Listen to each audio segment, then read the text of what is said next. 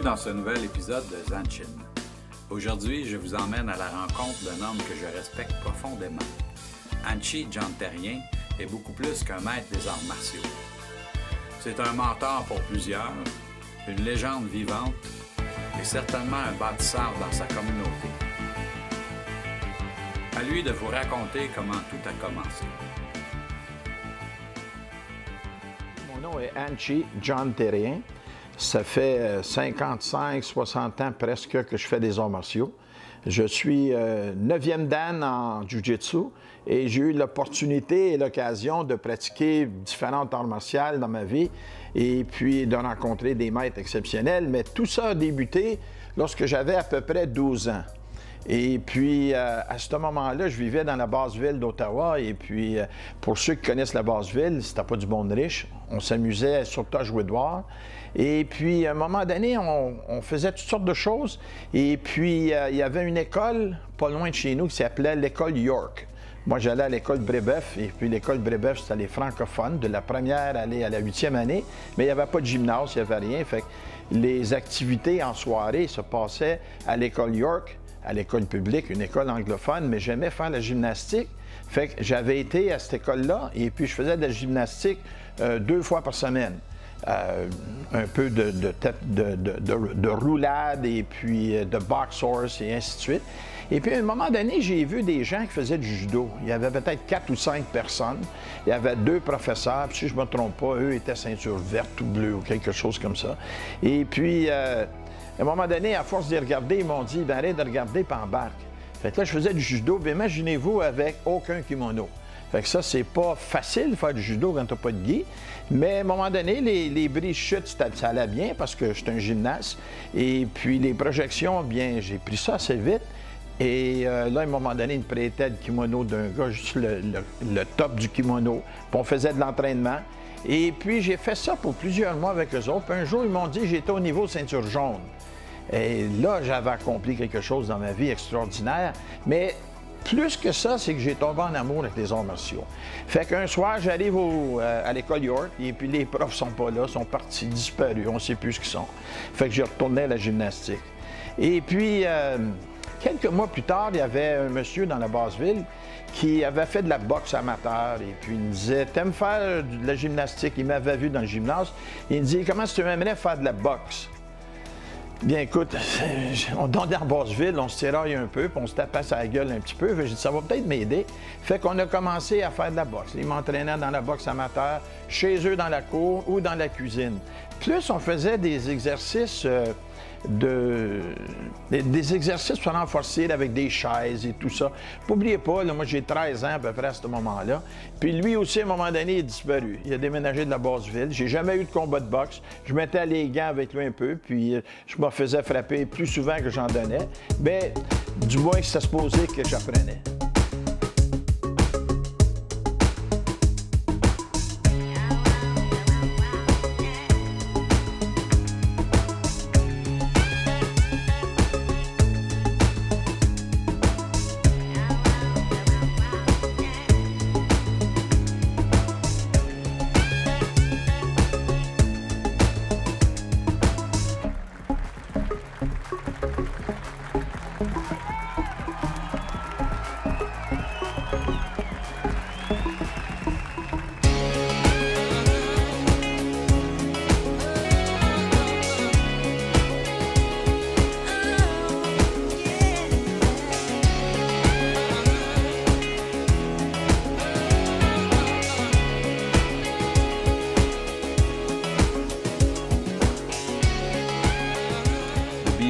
B&B agreement consisted of him booking the fight and I would beat the fighter. And it worked. And it worked. If we would have reversed it, I would have. That's it. I would have been working with somebody else. Good one. À un moment donné, la basse-ville est devenue une place de karaté exceptionnelle. Il y avait un gars qui s'appelait André Langelier, qui avait ouvert une école sur la rue Rideau, à 58A Rideau, où ce qui est maintenant le centre Rideau. C'était pas loin de la rue Sussex, sur la rue Rideau, au 3e étage. Et tous mes amis faisaient du karaté. Donc, tous mes amis, beaucoup d'eux faisaient du karaté. C'était une école qui était forte, qui était dure. Il y a eu des champions qui sont sortis de là. Il y a eu des gens de grande renommée qui ont sorti de là. Et de toute façon, un soir, pour une raison ou pour une autre, je n'ai pas embarqué dans le karaté. Je m'amusais avec mes amis. Et un soir, je passais, puis en bas dans la porte, il y avait une petite pancarte, grand comme ça. Puis ça, c'était M. Georges Sylvain, professeur Georges Sylvain, qui faisait du karaté. Il était ceinture brune en judo, puis il était ceinture noire en jiu-jitsu aussi, qui a commencé un cours de jiu-jitsu. Fait que j'ai appelé, et là, j'ai 14 ans environ. Et je le téléphone. Oui, qu'est-ce que tu veux? Hey, c'est pas si tu le sais, mais j'avais peur un peu, là. Et puis une grosse voix, puis tu montais au 3e étage, puis les marches, quand tu montais, ils craquaient. Au 3e étage, il y avait une lumière d'un bout du corridor, on n'avait pas dans l'autre.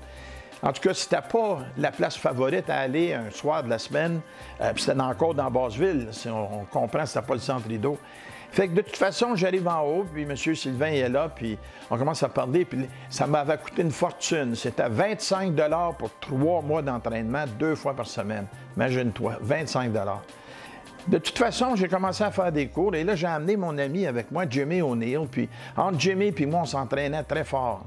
Et puis, on a amené beaucoup d'autres amis, parce que le jiu-jitsu, c'était fantastique pour nous. Et M. Sylvain était un professeur extraordinaire. On fait un peu un recul. M. Sylvain était un policier dans l'armée. Après la Deuxième Guerre mondiale, il avait été là-bas, fait qu'il avait appris à se tirailler un peu. Puis en plus, il était policier pour la ville d'Ottawa. Et lorsqu'il y avait des gros problèmes physiques à la ville d'Ottawa à l'époque, il venait chercher M. Sylvain pour aider à gentiment placer les gens dans la voiture et puis les amener. Et il avait commencé en jiu-jitsu. Et M. Sylvain a été une personne qui m'a marqué à un âge très jeune et puis qui m'est arrivé quand je suis un débutant comme adolescent. Il a marqué ma vie parce que c'était un gars que je respectais. C'était mon professeur et nos professeurs, c'était quelque chose de fantastique, mais j'avais un vrai et un bon. Et M. Sylvain, lui, il m'avait mentionné qu'il s'entraînait très fort parce que c'était pas un naturel, mais au bout de la ligne, il devenait très bon. Et puis lui, il n'était pas obligé d'ouvrir des portes, il va passer à travers, il était assez grand, gros et fort. Mais moi, il fallait que j'ouvre les portes parce que j'étais petit. Et puis, à 150 livres, 155 livres, 5 pieds 6, tu frappes pas une porte, tu la rouvres, puis des fois, tu as un peu de misère à la rouvrir. Et la raison, je fais une analogie à ça, c'est parce que j'ai été obligé d'être très bon techniquement au lieu d'avoir de la force. Fait que je m'entraînais avec M. Sylvain, avec Jimmy O'Neill et d'autres personnes. Et à l'époque, on faisait en moyenne 30 heures d'entraînement par semaine. 2 soirs, j'arrivais au dojo à 6 heures.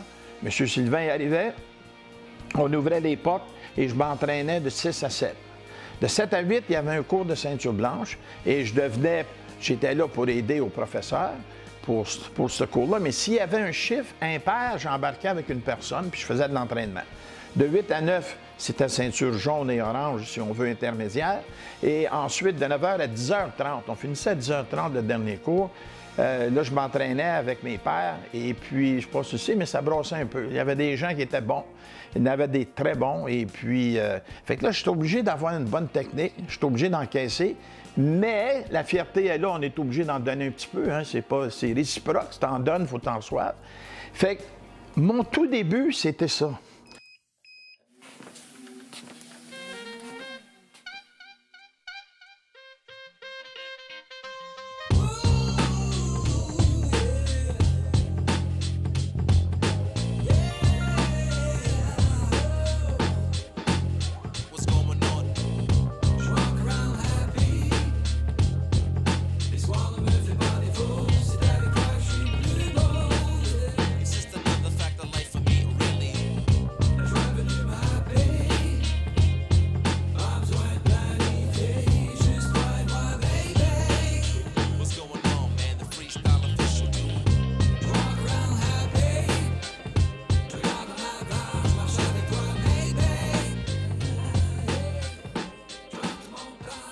Et puis de là, à un moment donné, j'ai resté avec M. Sylvain pour longtemps. Et en 1968, le 1er avril, j'ai ouvert ma première école. Je l'ai ouvert à Castleman, en Ontario. avec toujours le consentement de mon professeur. À l'époque, on avait une loyauté exceptionnelle. On était poli, on ne sautait pas des coches puis prendre des décisions sans réfléchir et surtout sans être approuvé par notre prof. Fait que M. Sylvain avait approuvé que je rouvre là-bas et à ce temps-là, de Ottawa à Castlemaine, c'était à peu près 1 heure parce que c'était tous les chemins par en arrière. Il n'y avait pas de 417, des grandes routes pour se rendre là. Et là, j'ai enseigné là avril, mai, juin, juillet, août et à la fin d'août, j'ai réalisé que j'avais plus de monde qui venait d'Ottawa prendre des cours avec moi que des gens qui vivaient dans le village de Castlemaine ou les alentours.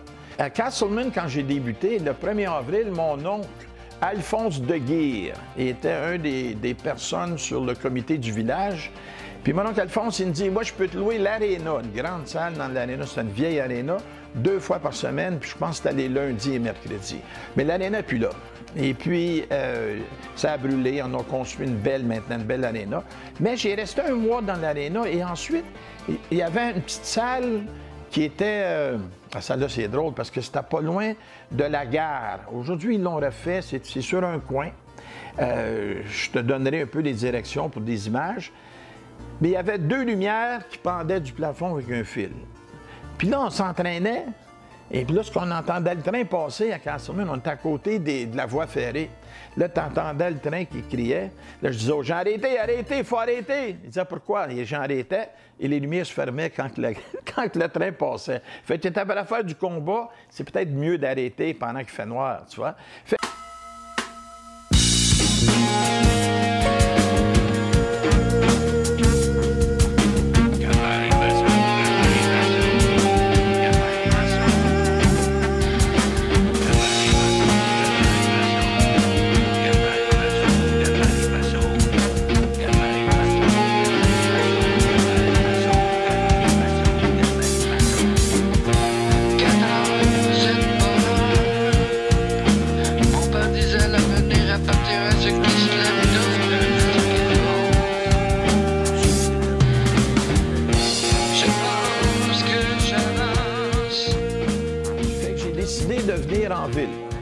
J'ai arrivé dans la basse ville d'Ottawa et un des prêtres qui était là, Marcel Léger, une personne que je connaissais bien, m'a offert 2 soirs par semaine une petite salle paroissiale dont je pouvais donner des cours en attendant de me trouver un dojo. Et puis en janvier, j'ai ouvert mon premier dojo. Je louais 2 soirs par semaine ou 3 jours par semaine d'un judoka qui s'appelait Horst Pfaff. Mais ce gars-là, il courait des marathons. Il faisait le marathon de Boston, celui de New York. Il était ceinture noire en judo. J'ai jamais connu quelqu'un à cette époque-là qui s'entraînait fort comme ça. Et M. Sylvain m'a dit, écoute, il ouvre une école de judo. Peut-être que tu peux louer 2-3 soirs par semaine et commencer à faire des cours de jiu-jitsu. Fait que ça tombait bien parce que Vanier, pour ceux qui ne le connaissent pas, Vanier en Ontario, c'est une banlieue de la ville d'Ottawa, où il y a des gens formidables, des gens fantastiques, mais aussi c'est une place très pauvre. Et puis à ce moment-là, dans les années 60, ça brossait. C'était une place qui était assez difficile, si tu veux. Les gens étaient bons, mais il aimait ça se défendre. Et puis, fait que j'ai resté avec lui pour une dizaine de mois. Et en novembre, il m'a dit... Donc, le jiu-jitsu avait grandi, il avait grossi, ça allait bien, qu'il avait besoin, lui, des autres soirs pour son judo. D'accord. Et ce que j'ai fait, j'ai loué une salle, j'ai loué un endroit, j'ai ouvert mon dojo. Et puis, de là, j'ai pris un grand respire, comme je viens de faire, là, puis j'ai dit, OK, make or break. Fait que là, c'était le temps de dire, j'ai un loyer à payer, j'ai des choses à faire, il faut que j'avance. Et puis j'ai travaillé très, très fort parce que le mot jiu-jitsu, le monde ne va même pas le prononcer. Il disait, c'est-tu de la karaté, ça, ou c'est de la judo? Et puis, évident que c'était dans les débuts des arts martiaux, surtout à Ottawa. Et puis après ça, à Vanier, bien, j'ai ouvert et j'ai demeuré à Vanier pour beaucoup longtemps. J'ai transféré de place. Il y a eu un feu en 1973. Tout un bloc avait brûlé, dont le dojo. Ensuite, on a ouvert un autre endroit. On s'était là pour 5 ans. Ensuite, on a ouvert un beau dojo, 3000 pieds carrés, un 2e étage. Et puis, le plus drôle, c'est qu'en bas, au 1er étage, ils vendaient des tombes pour le cimetière. Fait que Tu sais pas comment ta clientèle va prendre ça. Fait que les gens sont venus, on s'est entraîné, il n'y avait pas d'air conditionné, il n'y avait rien. Mais il y a eu, en plus, il y a eu une bombe qui a été mise dans le building, une question, je crois, d'assurance. Fait que là, on a tout perdu encore une fois, en 79. Et ensuite, on a ouvert à 259 rue Sainte-Anne. Mes amis, 259 rue Sainte-Anne, c'était 26 ans et demi dans le même local, deuxième étage, 7500 pieds carrés. Et quand je vous dis que c'était une place de renommée, j'ai un livre que les gens signaient lorsqu'ils venaient. Si vous regardez les noms qu'il y a là-dedans, c'est incroyable. Il y avait des fenêtres tout le tour. C'était vraiment rectangulaire. Il n'y avait pas d'air conditionné, pas de stationnement. Sur une petite rue de travers, il fallait vraiment trouver le dojo pour venir s'entraîner. Fait que sur le plan commercial, c'était pas trop hot, mais sur le plan d'entraînement, c'était fantastique. Et de là, on a produit des ceintures noires incroyables. Et en kickboxing, Jean-Yves Thériault, 23 fois champion du monde, Georges Gauvreau, qui était champion canadien, Léo Janvaux, champion canadien, et j'en manque parce qu'il y a eu plusieurs champions. En jiu-jitsu, ce qu'on appelait sport jiu-jitsu, bien, Norm Beauchamp était champion du monde en l'année 2000. Ça vient tout de là. Et on a fait aussi plusieurs tournois de karaté qui étaient des tournois open, qu'on a gagné plusieurs grands championnats. Ça, c'était vraiment, le dojo, c'était comme le Rocky Gym, là, dans le film de Rocky, qui s'entraînait. Il y avait, tu montais l'escalier et en montant l'escalier, tu commençais à transpirer parce que tu avais une trentaine de marches à monter. Tu en montes à 15, il y avait une petite plateforme. Tu en montes à 15, il y avait une petite plateforme. Puis je le sais qu'il y en avait 15 et 15 parce qu'il fallait les courir up and down à peu près 20 fois à la fin de notre entraînement. Si c'est encore la tempête dans le cours des grands.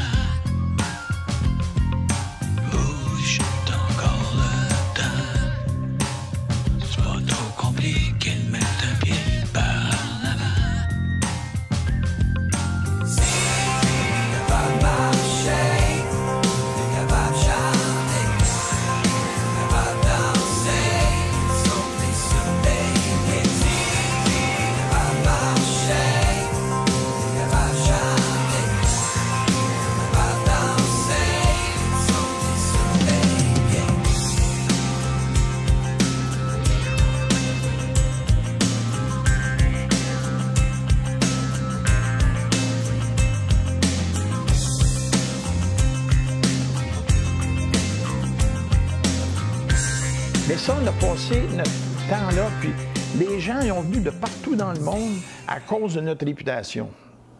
Et puis en 1976, je voulais aller voir qu'est-ce qu'il y avait l'autre bord de la grande rivière de l'Atlantique en Europe, parce que j'avais entendu dire qu'il y en avait des bons là-bas. Fait qu'on est venu à bout de trouver des gens extraordinaires. Et notre premier stop avait été en 1976 à Liverpool, en Angleterre. Et je suis un fan des Beatles, mesdames et messieurs, un grand fan. Fait qu'aller à Liverpool, c'était comme aller au Vatican pour moi. C'était vraiment fantastique. Mais ce qui est encore mieux que les Beatles, à cause des arts martiaux, c'était les British que je me suis entraîné avec. Et lorsqu'on embarquait sur les tatamis avec eux autres, je ne sais pas si tu le sais, mais t'étais mieux d'être réveillé, t'étais mieux d'être prêt parce qu'eux autres, ils l'étaient. On était chez eux. Puis, ce qui était bon, c'est qu'il n'y avait pas d'air climatisé, il faisait chaud, ça transpirait. On était habitué à ça à Vanier. Puis, on était habitué à s'entraîner fort, fait qu'eux autres s'entraînaient fort. Et de là, ça nous a fait une certaine réputation avec eux. Mais moi, j'ai appris, j'ai connu des gens formidables de ce séjour-là à Liverpool.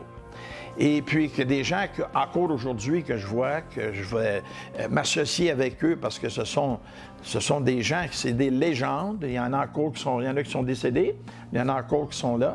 Et puis ensuite, on avait été à Paris s'entraîner avec Valera, Dominique Valera, qui était le grand champion d'Europe en karaté. Et puis encore aujourd'hui, il fait des tournées. Il est dans les années, il est dans l'âge des 73, à peu près 74. On est encore amis. Et aussi, on a rencontré... on est allé à Haguenau, un petit village en France. C'était l'école de Roland Maroteau.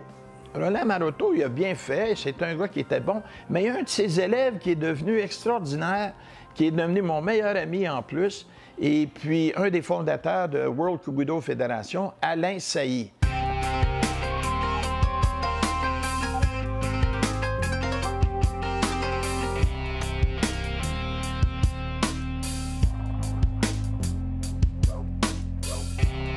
Alain Sailly, c'est un homme extraordinaire dans les arts martiaux. C'est une personne qui est sur les tatamis dans un pays ou dans une ville différente à tous les semaines.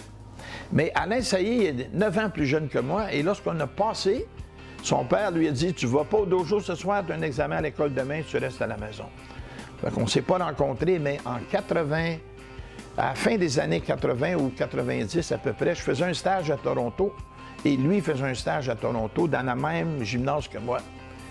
On s'est rencontrés, on s'est donné la main, il dit « Bonjour, M. Terrien ». Puis en lui donnant la main, il y a eu une connexion qui s'est faite, on est devenus amis. Et aujourd'hui, c'est mon meilleur ami. Si vous comptez lui, vous comptez Jean-Yves Thériault, César Borkowski, et j'en oublie, je m'excuse les autres, mais j'ai des amis partout sur la planète qui... Tout est relié aux arts martiaux dans ma vie.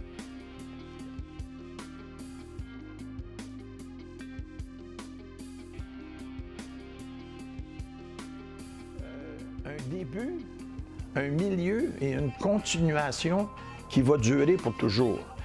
Lorsqu'on arrive à un certain âge, il faut commencer à comprendre que physiquement, c'est pas trop bon. Laissez-moi vous le dire que quand tu te lèves le matin, là, tu as mal un peu partout, ça te prend peut-être 2-3 minutes que ton corps réagit, tu fais de l'étirement.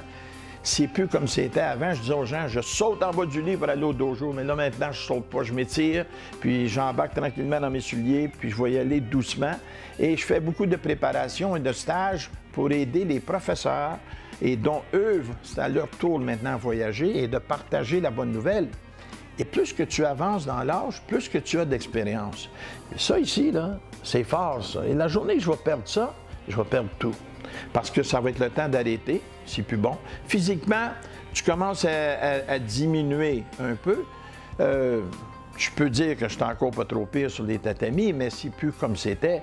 Mais ici, avec tout le bagage et les années d'expérience qu'on a, on peut donner ça à la prochaine génération. Et cette génération vont continuer à le porter.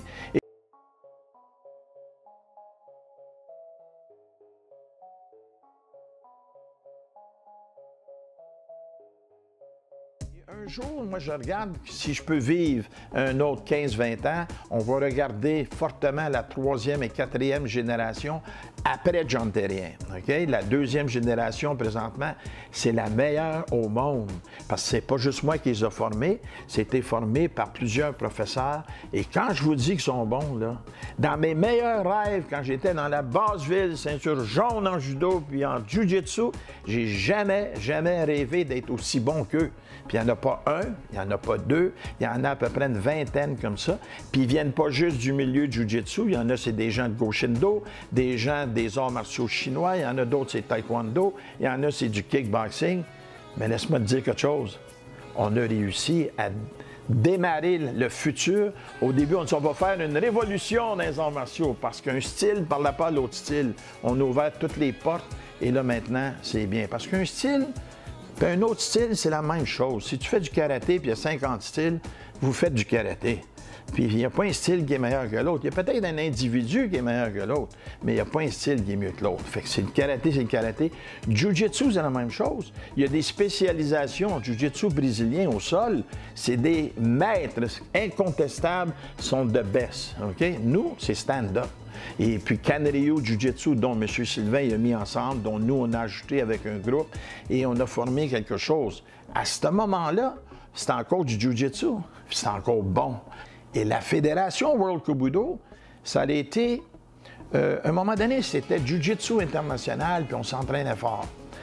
C'était juste Jiu-Jitsu. Mais là, on avait des gens de karaté, de kung-fu, de kickboxing, en tout cas de toutes les disciplines, taekwondo, qui voulaient se joindre à nous, mais le nom Jiu-Jitsu, c'était pas convenable pour eux. Fait qu'on a appelé ça World Kobudo. Kobudo qui veut dire des armes, mais ça aurait dû être World Budo, qui veut dire la façon de vivre dans les arts martiaux. Mais de toute façon, le nom n'est pas important. Ce qui est important, c'est qu'on embarque sur les tatamis. On a des professeurs qui ont 90 ans et plus, puis on en a d'autres qui ont 25 ans. Et puis, c'est juste qu'ils travaillent à une certaine vitesse et un certain physique différent. Un jour, je vais être obligé de décrocher parce que mon corps va me dire de décrocher. Mais j'espère de vivre assez vieux pour comprendre, apprendre et regarder et voir que les gens des arts martiaux peuvent travailler ensemble. Oubliez les politiques. Oublier que ça, c'est pas bon, puis moi, je suis là, puis mon père est plus fort que ton père. Et que de regarder que les gens font un effort collectif pour les arts martiaux qui, en retour, est pour eux et en retour, est pour tout le monde. Je vous le souhaite.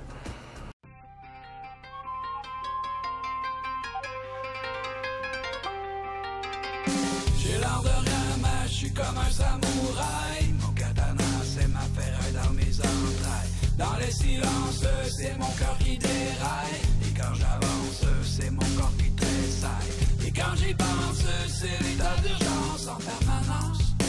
La joie dans ma silence. Car je suis mon héros. Et j'ai mis un coup de trop dans ma Tekeko. L'écho d'un coup d'épée dans l'eau. J'y vois dans mon ghetto. Dans ma Tekeko.